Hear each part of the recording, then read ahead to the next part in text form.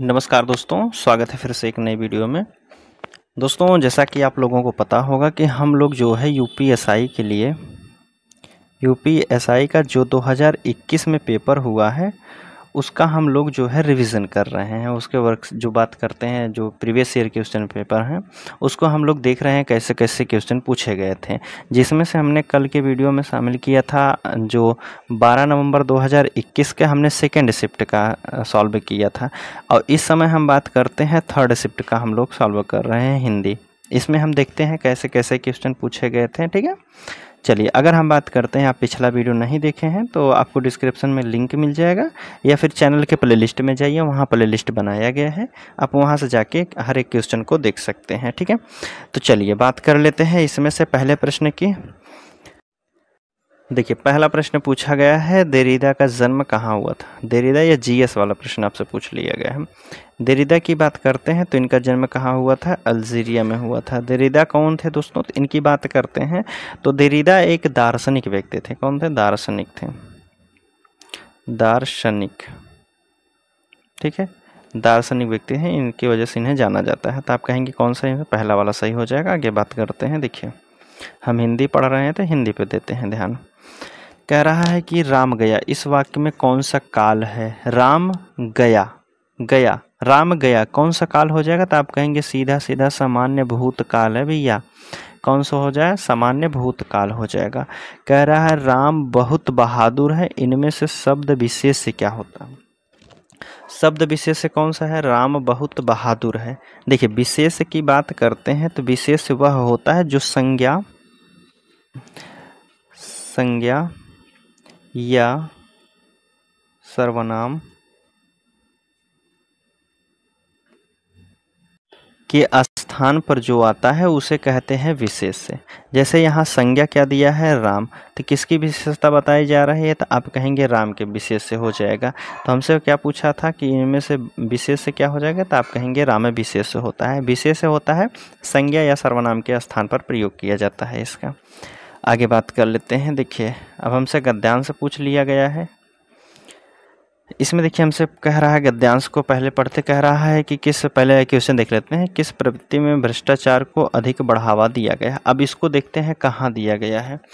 हमारे देश में, भारतवर्ष में शोषक और शोषित वर्ग के संघर्ष आज भी जारी हैं। इन दोनों वर्ग के संघर्ष भ्रष्टाचार का जन्म लेना स्वाभाविक। देश की पूंजीवादी व्यवस्था में साधारण जनता बुरी तरह से पिसती जा रही है। विकास के समस्त साधन पूंजीपतियों के हाथ में कैद हैं। साधन विपन्नता एवं आर्थिक संकट के मध्यम वर्ग एवं निम्न वर्ग को पराजित कर दिया है। देश का कर्मठ, ईमानदार, बुद्धिजीवी एवं सर्वहारा वर्ग के मेहनत की कमाई करके 2 जून की रोटी जुटा सकने में समर्थ हैं, असमर्थ हैं। देश का सारा सरकारी तंत्र स्वार्थ लिप्सों में, हाथों में फंस चुका है। नौकरशाही निरंकुश होकर भ्रष्टाचार में लिप्त हो गई है। शासन व्यवस्था से जुड़ा हर आदमी स्वार्थ केंद्रित हो गया है। हर आदमी अपनी कार्य सिद्धि के लिए उन कथित भ्रष्टाचारियों का साथ देने के लिए विवश है। ईमानदारी एवं नैतिकता के बलबूते कोई भी काम करवा पाना असंभव है। जो व्यक्ति जितना झूठ बोलकर, जी हजूरी करके, अनैतिक तरीके का इस्तेमाल कर अपना काम करने में सामर्थ्य रखता है तो वह आज के युग में उतना सफल व्यक्ति माना जाता है जितना रिश्वतखोरी की बढ़ती प्रवृत्ति ने भ्रष्टाचार को अधिक बढ़ावा दिया है। देखिए, रिश्वतखोरी की बढ़ती प्रवृत्ति भ्रष्टाचार को अधिक बढ़ावा दिया है। रिश्वतखोरी कह रहा है, भ्रष्टाचार किसको बढ़ावा दिया है, तो आप कहेंगे रिश्वतखोरी को, जो कि ऑप्शन आपके बी वाले में दिया गया है। वाक्य को पूरा पढ़ेंगे गद्यांश को, तब समझ में आएगा। अब जैसे देखिए, इसमें पूछा गया है, दूसरा प्रश्न में पूछ लिया है, हमारे देश में किन वर्ग के लोग मेहनत की कमाई से जीविका चलाने में असमर्थ हैं। कौन कौन से लोग थे, तो देखिए हमने यहाँ पढ़ा था कौन कौन से लोग असमर्थ हैं जीविका चलाने में। मध्यम वर्ग, यहाँ देखिए मध्यम वर्ग और निम्न वर्ग को पराजित करके देश का कर्मठ, ईमानदार, बुद्धिजीवी एवं सर्वहारा वर्ग के मेहनत की कमाई करने 3 व्यक्ति हैं, मध्य वर्ग, निम्न वर्ग और सर्वहारा। ठीक है, तीनों दिया गया है, मध्यम वर्ग, निम्न वर्ग, सर्वाहारा, तो आप कहेंगे उपयुक्त सभी दिए हैं। ठीक है, चलिए, नौकरशाही निरंकुश होकर किस में लिप्त हो गया है? नौकरशाही निरंकुश होकर किस में लिप्त हो गया है? देख लीजिए, देखिए यहाँ बताया गया था नौकरशाही निरंकुश होकर भ्रष्टाचार में लिप्त हो गई है। नौकरशाही निरंकुश होकर के किस में? आप कहेंगे भ्रष्टाचार में लिप्त हो गई है, जो कि ऑप्शन आपके सी वाले में दिया है। ठीक है, आगे बात करते हैं। 7वां प्रश्न है, देखिए इसमें पूछा गया है, कह रहा है जब, एक मिनट, हाँ ठीक है, जब किसी वाक्य की क्रिया के लिंग वचन पुरुष कर्ता के लिंग वचन पुरुष के अनुसार हो तब वहाँ क्या होता है? देखिए, इसका कहने का मतलब है जब क्रिया का लिंग वचन कर्ता के लिंग वचन के अनुसार निर्धारित किया जाता है तो वहाँ कौन सा वाच्य होता है? तो आप कहेंगे वहाँ हमेशा कृत्यवाच्य होता है। यहाँ जो है आप कहेंगे कर्ता इसमें प्रधान होता है। जैसे हम बात कर लेते हैं इसकी, देखिए कृत्यवाची की, अगर हम कृत्यवाची की बात करते हैं तो इसमें कारक नहीं होते हैं, शून्य कारक के नाम से भी जाना जाता है। देखिए जैसे हम बात कर लेते हैं आकांक्षा, आकांक्षा, आकांक्षा कह रहे हैं आकांक्षा पुस्तक पढ़ती है, आकांक्षा पुस्तक, एक मिनट, पुस्तक गलत हो, पुस्तक पढ़ती है, पढ़ती है, कर्ता क्या है? लड़की है, तो क्या हो जाएगा यहाँ क्रिया? आप कहेंगे ती है, इसके अनुसार इसका लिंग का निर्धारण किया गया है। अगर हम यही कह देते हैं लड़का, लड़का या फिर राम मान लीजिए, देखिए राम पुस्तक पढ़ता है, जैसे हमने कर्ता को चेंज किया तो क्रिया अपने आप चेंज हो गई है। ठीक, तो वही कहना चाहता था कि किसके अनुसार चेंज होती है, तो आप कहेंगे अगर क्रिया के लिंग वचन कर्ता के लिंग वचन पर निर्भर रहता है तो वहाँ कौन सा होता है? कृत्यवाच्य हो जाएगा। ठीक है, आगे बात कर लेते हैं। चलिए, अब देखिए हमसे इसमें पूछा गया है, 8वां प्रश्न है कि इनमें से कौन सा मूल का अनेक अर्थी शब्द है? मूल का अनेक अर्थ कौन सा शब्द दे रहा है? मूल मतलब होता है जड़, भी इसका अर्थ होता है। आप कहेंगे बी वाला यहाँ बिल्कुल सही दिया गया है। 9 नंबर का प्रश्न है, कह रहा आशीर्वाद की वर्तनी हमें बताना है। देखिए आशीर्वाद जो लिखा जाता है, आशीर्वाद, आशी इतना पढ़ेंगे, फिर रा आता है, रा जो आता है वा के बाद आता है। ठीक है, आशीर जो यह र होता है जिस पे लगा रहता है उससे पहले वाली जगह लेता है, यहाँ जगह लेता है, आशीर्वाद हो जाएगा। यह हो जाएगा वर्तनी की दृष्टि से बिल्कुल सही हो जाएगा। पहले वाले की बात करते हैं, अगर देखिए आरसी आशी की बात करते हैं, देखिए इसमें रा लगा दिया है इस पे, अर्थात इससे पहले रा बोला जा रहा है, तो आप इसे पढ़ेंगे क्या? अ र सी। अगर पढ़ा जाए तो इसे पढ़ते हैं क्या? आरसित। यह हमारा गलत हो जाएगा। दूसरे की बात करते हैं, आशीर्वाद, दूसरा जो हमारा दिया गया है इसकी हम बात कर लेते हैं। देखिए दूसरे की अगर हम बात करते हैं तो कह रहा है आशीवार्द। क्या पढ़ा जाएगा इसे? आशीवार्द, क्योंकि जो उड़नतुआ र दिया गया है यह एक अक्षर जिस पे लगा रहता है उससे पहले लिया जाता है, तो आप कहेंगे यह भी हमारा गलत हो जाएगा। जो वर्तनी की दृष्टि से आशीर्वाद सी वाले ऑप्शन में बिल्कुल सही दिया है। चलिए 10वां प्रश्न देख लीजिए, इसमें आपसे पूछा गया है, हाँ इसमें कह रहा है कि हिंदी साहित्य के इतिहास में काल विभाजन का सर्वप्रथम प्रयास किसने किया था? हिंदी साहित्य में, अच्छा हिंदी साहित्य के इतिहास में काल विभाजन का सर्वप्रथम प्रयास किसने किया था? तो आप कहेंगे डॉक्टर ग्रियर्सन ने किया था, ग्रियर्सन ने किया था, जो कि ऑप्शन आपके बी वाले में दिया है। 11 नंबर के प्रश्न में है कि गर्दन पर सवार होना, गर्दन पर सवार होना मुहावरे का अर्थ क्या होना? तो आप कहेंगे गर्दन पर सवार होना अर्थात पीछा ना छोड़ना, गर्दन पर ही बैठे रहना। रोला छंद की कितनी मात्राएं होती हैं? रोला छंद की अगर हम बात करते हैं तो रोला में 24 मात्राएं होती हैं। क्या क्या होती है? 24 मात्राएं होती हैं। रोला में 24 मात्राएं होती हैं। आगे बात कर लेते हैं। देखिए हमसे पूछा जा रहा है कि इनमें से पांडित्य में प्रयुक्त प्रत्यय क्या होता है। प्रत्यय पीछे लगाया जाता है, ठीक है। क्या कहेंगे, पीछे लगा रहेगा, पीछे इधर लगाएगा, ठीक है। अब देखिए पांडित्य पांडित्य पांडित्य, कई बार बोलिए पांडित्य पांडित्य, तो आप कहेंगे उसमें यह प्रत्यय लगा है, जो कि ऑप्शन आपके पहले वाले में ही दिया गया है। कह रहा है विद्यापति द्वारा रचित कितने ग्रंथ जो है अवहट में है। विद्यापति द्वारा रचित जो ग्रंथ है कितने अवहट में है, तो आप कहेंगे इनके 2 जो हैं अवहट में है। कौन कौन से हैं? एक इनकी है कीर्ति लता। कौन है?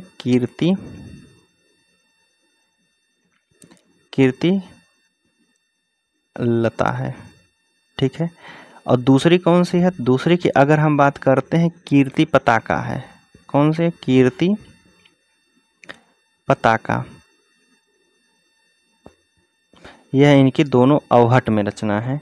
कौन कौन सी हैं? विद्यापति द्वारा 2 कौन सी हैं? एक कीर्ति लता है, दूसरी कीर्ति पताका है, ठीक है। आगे हम बात कर लेते हैं। 14 नंबर का प्रश्न हो गया। 15 की बात कर लेते हैं। देखिए कह रहा है इनमें से निजवाचक सर्वनाम का प्रयोग वाक्य में हुआ है।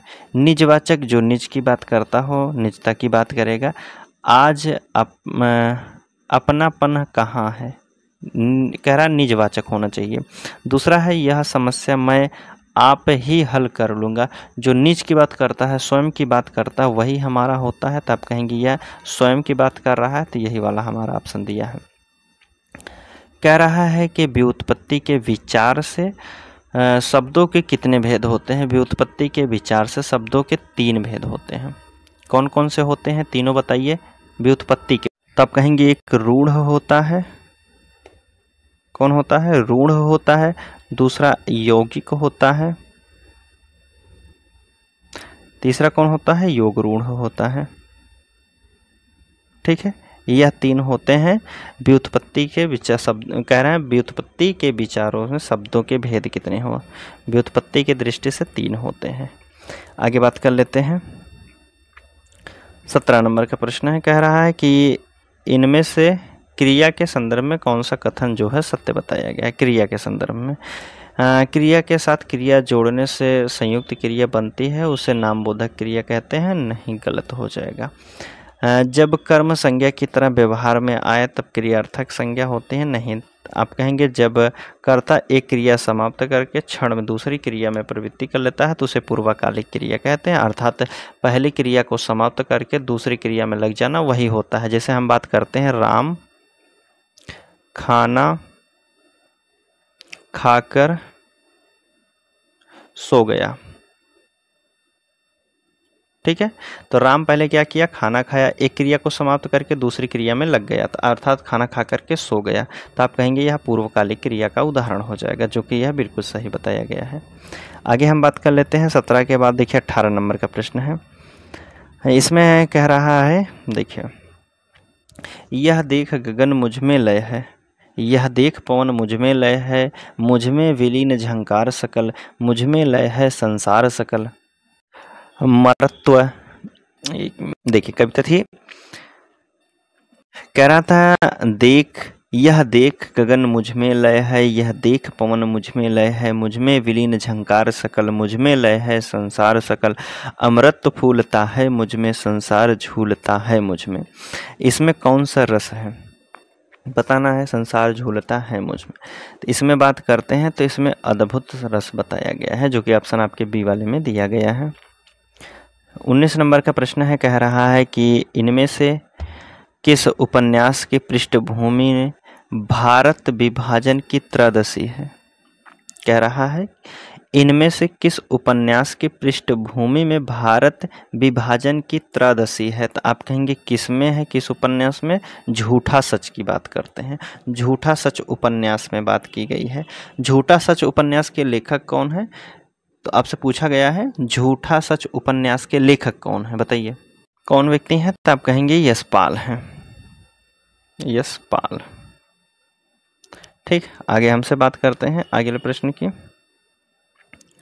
चलिए, इसमें पूछा गया है कि इनमें से कौन सी बोली आकार बहुला है। आकार बहुला है कौन सी बोली, तो आप कहेंगे कौरवी बोली है, जो कि ऑप्शन आपके सी वाले में दिया है। देखिए बोली से कल भी प्रश्न पूछा गया था और आज भी, मतलब पहले वाले शिफ्ट में पूछा गया था, दूसरे वाले शिफ्ट में पूछा गया था, तो आप कह सकते हैं बोली को ध्यान में रखना पड़ेगा। आगे बात कर लेते हैं। कह रहा है इनमें से किस वाक्य में क्रियार्थक संज्ञा का प्रयोग हुआ है। क्रियार्थक संज्ञा का प्रयोग हुआ है टहलना स्वास्थ्य के लिए अच्छा है। क्रियार्थक संज्ञा की अगर हम बात करते हैं तो क्रियार्थक संज्ञा में जो होता है, जब कोई क्रिया संज्ञा के रूप में प्रयोग होते हैं तो उसे क्रियार्थक संज्ञा कहते हैं।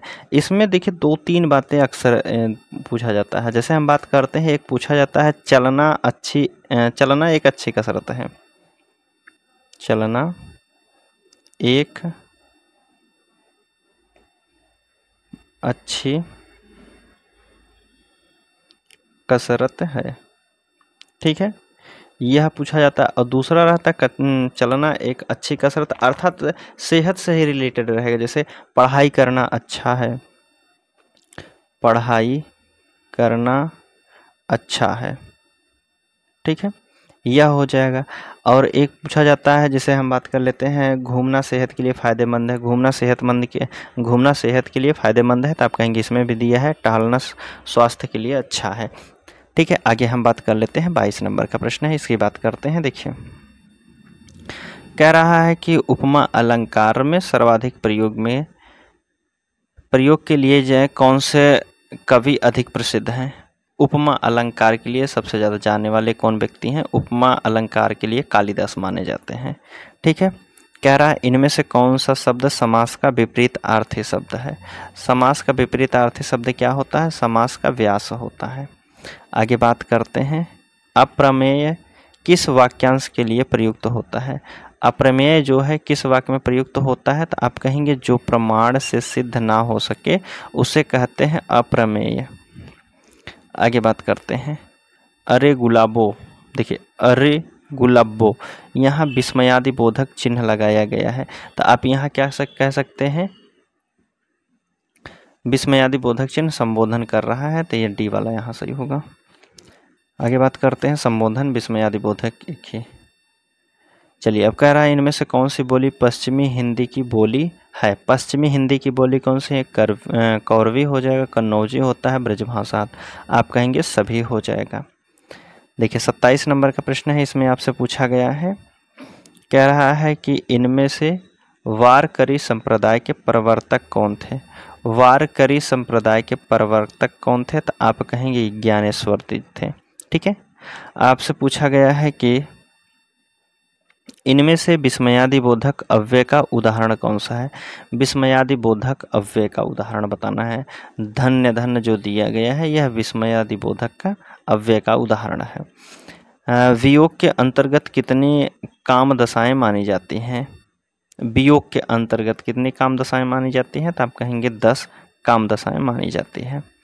प वर्ग का उच्चारण स्थान क्या है, आप कहेंगे प वर्ग का उच्चारण स्थल जो होता है यह ओष्ठ से बोला जाती हैं ध्वनियाँ। आगे बात करते हैं, सफ़ेद कमीज में कौन सा विशेषण है। सफ़ेद कमीज में कौन सा विशेषण है, तो आप कहेंगे सफ़ेद, उसके रंग रूप के बारे में बात किया जा रहा है, तो गुणवाचक विशेषण हो जाएगा। पूछा जा रहा है कि सन 2010 में साहित्य अकादमी पुरस्कार किस रचना को मिला था। कह रहा है कि सन 2010 में साहित्य अकादमी पुरस्कार इनमें से किस रचना को मिला था। किस रचना को मिला था 2010 में, तो आप कहेंगे उदय प्रकाश की रचना को मिला था। आगे बात करते हैं, देखिए 33 नंबर का प्रश्न है, कह रहा है मलबे का मालिक। मलबे के मालिक के कहानी के रचनाकार कौन है। मलबे का मालिक, मलबे से याद करेंगे म से, तो मोहन राकेश, कौन है, मोहन राकेश हैं मलबे का मालिक। आगे बात कर लेते हैं, उपविराम का प्रयोग इनमें से किस वाक्य में हुआ था। उपविराम का प्रयोग किस में हुआ है। उपविराम की बात करते हैं तो उपविराम की पहचान जो होती है बाद में 2 शून्य लगाए जाते हैं, ऐसे प्रकार से लिखा जाता है। तो क्या कहेंगे, श्री बंधुत 3 है, यहाँ योजक लगा दिया, नहीं होगा। श्री बंधुत 3 है, यहाँ देखिए विस्मय वो लगाया गया है, आप कहेंगे उपविराम चिन्ह लगाया गया है, तो आप कहेंगे यही वाला हमारा बिल्कुल सही भी दिया गया है। 34 के बाद देखिए 35 नंबर का प्रश्न है, कह रहा है इनमें से कौन सा अर्धविराम, अर्धविराम कौन सा होता है? तो अर्धविराम कुछ इस प्रकार होता है, बिंदु लगा के फिर नीचे लगाया जाता है, यह होता है अर्धविराम, जो कि ऑप्शन आपके सी वाले में दिया गया है। चलिए 36 नंबर का प्रश्न है, कह रहा है कि जिस समास में दोनों पद प्रधान होते हैं, जिसमें समुच्चय अव्यय का लोप होता है, उसे क्या कहते हैं? जहाँ दोनों पद प्रधान होते हैं वहाँ द्वंद्व समास होता है। उदाहरण के लिए भाई बहन, भाई बहन, ठीक है, दोनों पद प्रधान है, दोनों किसी से कम नहीं होते हैं, वह सोचता है हम बड़े हैं, वह सोचता है हम बड़े हैं, तो सीधा सीधा याद करिएगा, दोनों अपने आप को बड़ा ही मानते हैं, ठीक है, दोनों पद प्रधान होते हैं। भारत में संवैधानिक रूप से हिंदी का क्या स्वरूप है? भारत में संवैधानिक रूप से हिंदी का जो है राजभाषा है, ठीक है, राजभाषा है, राष्ट्रभाषा नहीं होगा। आगे हम बात कर लेते हैं, कह रहा है इनमें से कौन सा शब्द इंद्र का पर्यायवाची नहीं है? इंद्र का पर्यायवाची नहीं है, तो देखिए जीत मुहान की बात करते हैं, जिमूत वाहन और वासन शक्र, यह सब जो होते हैं इंद्र के पर्यायवाची है, लेकिन पुलोजमा की बात करते हैं, यह इंद्र का पर्यायवाची नहीं होता है। 39 नंबर का प्रश्न है, पूछा गया है कि ऐसा फूल जो पूरा खिल ना सके, ऐसा फूल जो पूरा खिल ना सके उसे मुकुल कहते हैं, ठीक है। तो आज का लास्ट प्रश्न है, देखिए 40 नंबर के में पूछा गया है कि इनमें से भारतेंदु युग के रचनाकार नहीं है। भारतेंदु युग के रचनाकार कौन नहीं है? रामचंद्र शुक्ल जी जो हैं भारतेंदु युग के रचनाकार नहीं हैं। तो हमारा प्रश्न जो है हिंदी के यहाँ समाप्त होता है। अब बात करते हैं हम अगले वीडियो में, जो है अगले दिन का क्वेश्चन को सॉल्व करेंगे, ठीक है। चलिए वीडियो कैसे लगी है कमेंट के माध्यम से बताइएगा। हम मिलते हैं आपसे अगले वीडियो में, तब तक के लिए धन्यवाद दोस्तों।